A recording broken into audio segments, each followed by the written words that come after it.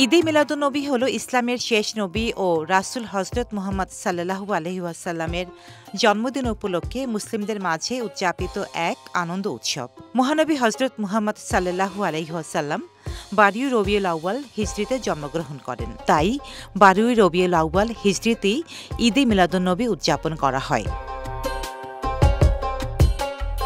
ঈদ অর্থ হচ্ছে খুশি বা আনন্দ প্রকাশ করা, আর মিলাদ ও নবী দুটি শব্দ একত্রে মিলিয়ে মিলাদুন্নবী বলা হয়। আর নবী শব্দের মাধ্যমে হযরত মুহাম্মদ সাল্লাল্লাহু আলাইহি ওয়াসাল্লামকে বোঝানো হয়েছে। মিলাদ বা মিলাদুন্নবী বলতে নবীজি সাল্লাল্লাহু আলাইহি ওয়াসাল্লামের জন্মের সময়ের আলোচনা, জীবনী পাঠ, তাঁর বাণী, তাঁর শরীয়ত বা তাঁর হাদিস আলোচনা, তাঁর উপর একাকী বা সম্মিলিতভাবে দরুদ শরীফ পাঠ, সালাম পাঠ, কিয়াম ইত্যাদি বোঝায়। বাংলাদেশে এই দিনটিকে মিলাদুন্নবী হিসেবে বলা হলেও অন্যান্য জায়গায় অন্যান্য নামে অভিহিত করা হয়ে থাকে। যেমন পশ্চিমবঙ্গের মুসলমানরা দিনটিকে নবী দিবস হিসেবে আখ্যায়িত করে থাকেন।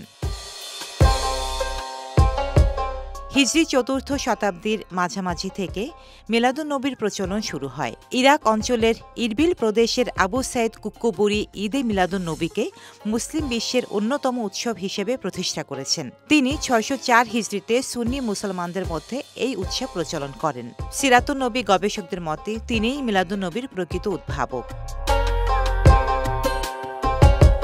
জানা যায় ৭ম হিজরি থেকে আনুষ্ঠানিক মিলাদ উদযাপন শুরু হয়। মিলাদের উপর সর্বপ্রথম গ্রন্থ রচনা করেন আবুল খাত্তাব ওমর ইবনে হাসান ইবনে দেহিয়া আল কালবি।